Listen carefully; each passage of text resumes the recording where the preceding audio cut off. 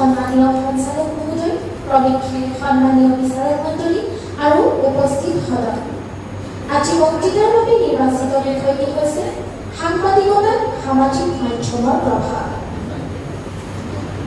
ঊনবিংশ শতিকাৰ পৰাই আমাৰ অসমত, বিশেষকৈ আমাৰ এই ভাৰতবৰ্ষখনত নাথন ব্ৰাউনে অৰুণোদয় প্ৰকাশ কৰাৰে পৰা আজি বৰ্তমানৰ ফেচবুক, টুইটাৰ আৰু হোৱাটছআপৰ সৃষ্টিলৈকে সঁচাকৈ এখন বিশ্ববহুল পৃথিৱীক এখন সৰু গাঁৱলৈ ৰূপান্তৰিত কৰিছে এই মাধ্যমসমূহ। সামাজিক মাধ্যমৰ গুৰুত্বৰ কথা কোৱাৰ আগতে ছপা মাধ্যমসমূহৰ গুৰুত্ব কোনো গুণে আমি নুই কৰিব নোৱাৰোঁ। সেই বাতৰি কাকতসমূহৰ পৰাই অথবা ছপাপুথিসমূহৰ পৰাই সামাজিক উন্নত মানদণ্ডৰ মাধ্যমসমূহৰ সৃষ্টি হৈছে। বৰ্তমান সময়ত ইণ্টাৰনেট সহজলভ্য হোৱাৰে পৰা গাঁৱে ভূঞে নগৰে চগৰে সকলোৰে হাতে হাতে স্মাৰ্টফোনৰ ভাইৰেল এতিয়া একেবাৰে ন্যূনতম। গতিকে সকলোৰে হাতত এতিয়া স্মাৰ্টফোন আৰু ইণ্টাৰনেট অতি সহজলভ্য হৈ পৰিছে। সেয়ে সাংবাদিকসকলৰ প্ৰভাৱো তেনেদৰে সামাজিক মাধ্যমত অধিক জনপ্ৰিয় হৈ পৰিছে। প্ৰথম কথা হৈছে সাংবাদিকসকলৰ প্ৰভাৱ বুলিলে কেৱল সংবাদ মাধ্যমত কেইটিমান বাতৰি পৰিৱেশন কৰাই সাংবাদিকতাক নুবুজায়।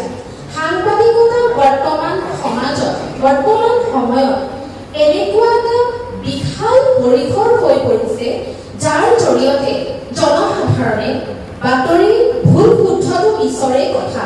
প্ৰথম কথাটো হৈছে সংবাদ মাধ্যমসমূহৰ সেই সাংবাদিকতা শিক্ষা গ্ৰহণ কৰা সাংবাদিকতাৰ ছাত্ৰ-ছাত্ৰী অথবা নতুন প্ৰজন্মৰ যুৱবন্ধুসকলে আমাৰ দৰে বিভিন্ন ধৰণৰ পিছপৰা সম্প্ৰদায়ৰ পিছপৰা ছাত্ৰ-ছাত্ৰীসকলৰ নতুন নতুন বিভিন্ন ধৰণৰ প্ৰতিভাসমূহকো সামাজিক মাধ্যমৰ জৰিয়তে তুলি ধৰিবলৈ সক্ষম হৈছে, যাৰ জৰিয়তে আমাৰ দৰে প্ৰতিভাৱানসকলে নিজৰ প্ৰতিভা সাংবাদিকসকলৰ ওচৰত, জনসাধাৰণৰ ওচৰত মুকলিমূৰীয়াকৈ প্ৰকাশ কৰিবলৈ সক্ষম হৈছে।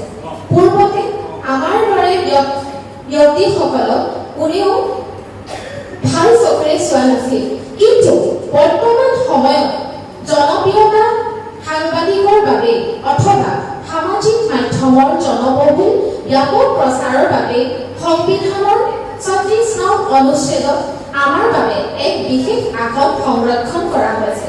সেয়ে সাংবাদিকসকলৰ এই কল্যাণকামী প্ৰকাশক মই পুনৰবাৰ নমস্কাৰ আৰু শ্ৰদ্ধা জনাব খোজো। ধন্যবাদ।